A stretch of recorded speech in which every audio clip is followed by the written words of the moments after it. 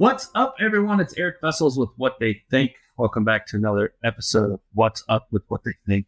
And today I'm finding out what's up from my really good friend, Kevin Abergel, about tactical software solutions. Kevin, welcome to the show. Thanks, Eric. It's so good to be here. Yeah. So recently, we just ran a press release about a really exciting announcement, tactical software solutions. So I want to, first of all, Kevin is the founder and CEO of Tactical Software Solutions, and Tactical. Give us a little bit of an elevator pitch. I know that. How did Tactical start, and how has it evolved? Because it's multiple companies now.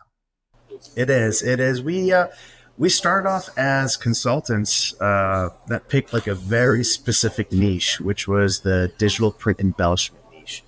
And for those of you who don't know, my whole family really came from that. I spent 20 years at MGI, which my family founded, and then I decided to leave. I go, now is the time to be an entrepreneur. Let's see if I can do it. Let's take some risks and let's spread my wings.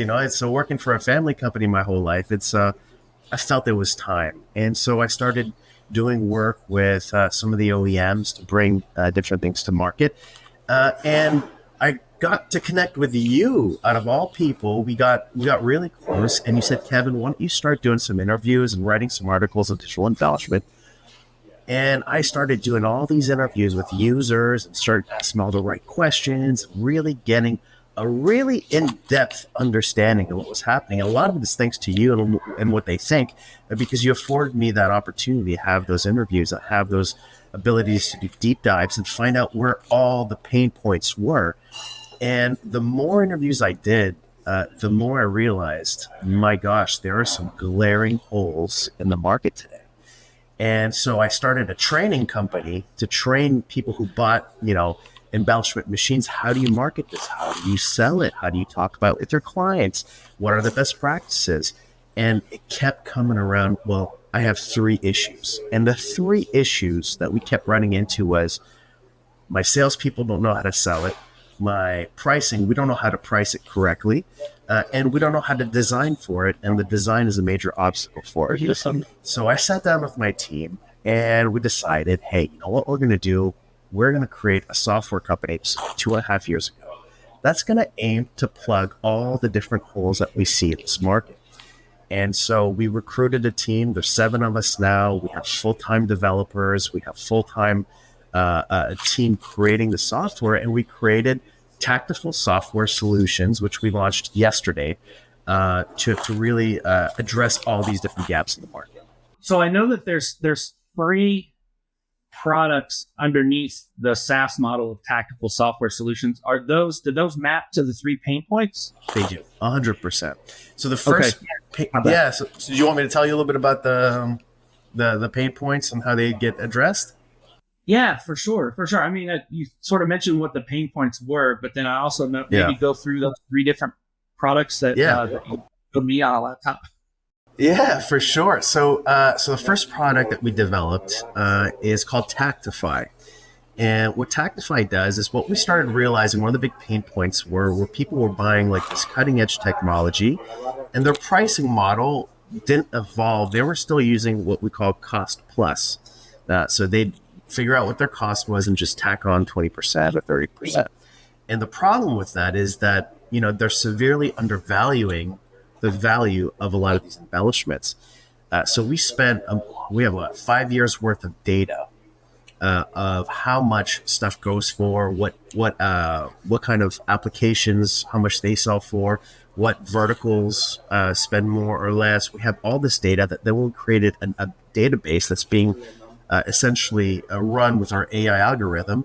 And now what we're able to do is just very simply upload a file into this program, which is called Tactify.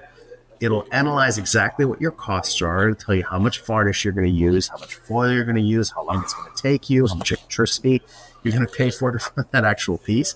And then it's going to give you an idea of how much you can sell it for.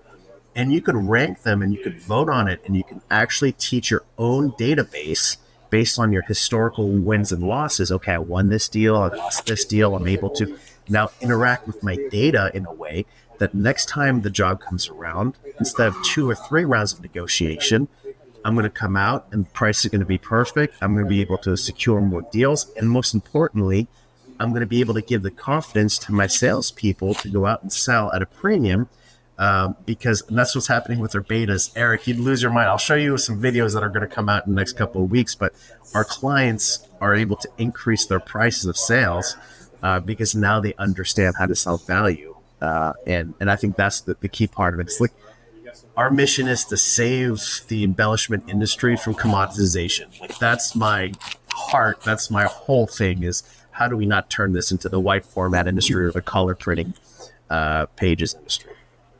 Yeah. So, I mean, nothing more sad to me as an entrepreneur than money left on the table, right? Like that's just it speaks to my heart so much. And the other thing that you showed me, I think I remember, is it also takes into account your local market, right? Like kind of what the market will bear type information. And that's based on data.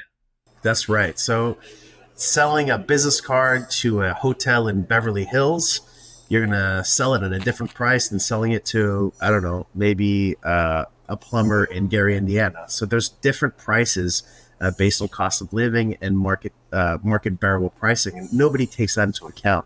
And so I think we're the first ones to do that. Yeah, if they do take into account, they're guessing, right? Like you're actually doing it with historical data, not only historical data, I think like macro data, but also micro data, right? Because that individual wins and losses over time, the software allows them to build a history for not just their market, but their company within their market, which is fascinating. You nailed it. Basically, they have 2 databases that can work from. One is their own. It's like going to the gym, right? The more you work out your data, the better the data is going to be. And you're going to have your personalized set of data. And then you're going to have our global data that you're going to be able to compare it against.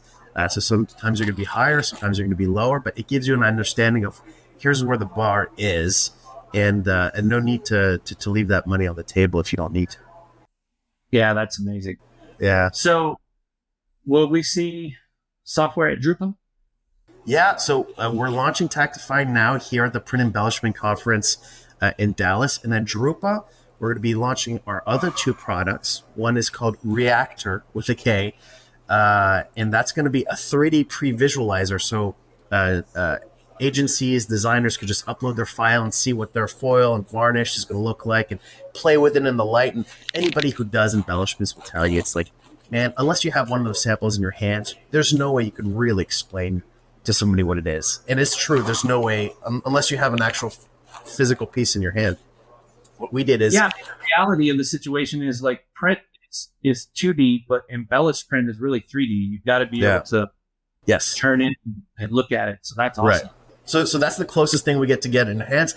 And the third one is our AI designer model. So, I told you one of the big issues people run into is how do I design for this stuff? Well, we've had 2.5 years of an award-winning designer for embellishments, Matt Redbear, who's also part of our team, constantly training the models on how to create masks depending on what the different tags are, what the different applications are, and what the request is. So if I want gold foil with, this on a business card, the whole point is we're designing something that makes it easy. And we want to make the market bigger by making it easier for designers, for brands, for agencies, and for printers to be able to go out there and capitalize on this really cool technology. So that's called Creator with a K. That's awesome. Yeah, it feels to me like the space, just from an outside perspective, I guess wearing my media hat, it look, and this happens a lot in the printing industry. I think like technology will come out for technology's sake, but then there's like no understanding of initially people really didn't know what to do with digital print, color print, or mass customization and database printing. Like we didn't know what to do with it. We kind of had to catch up. QR codes were the same thing. This is like, hey, here's a QR code, but the application part of it be like Tactiful, and Tactify is really trying to take the technology and improve the application of it for printers. That's it. If it's profitable for them, and agencies and brands are easy to order it and they understand what they're getting, if we can make this an easier, simpler system, then the education part just goes exponentially faster. And I think everybody agrees education is the cornerstone for every new technology to take off. 100%, 100%. Understanding it, understanding how to apply it correctly. I've seen trouble with that in the industry for a couple decades now. Kevin, man, thanks for telling us all about this new announcement. I'm really happy to get some time with you. We're both kind of in some travel situations here. I'm headed to the airport. You're in a hotel. That's the entrepreneur's life, though. But if anybody wants to follow what's happening with the print embellishment industry, just what they think, Kevin is our main contributor there, is writing a lot of different content, and I'm sure that that's going to only continue. So we appreciate all the efforts there, bringing our audience up to speed on all those things. And this software solution is just the next step. Really happy for you guys. And look forward to seeing you at Drupal. Thank you, Eric, and thank you for caring so much about our little niche and really putting digital embellishment to the forefront. So you're doing a lot for the industry. I don't know if you realize it or not, but we really all appreciate what you're doing. Thanks, my man. I appreciate you. Me too. Thanks for the time. See you. Ciao.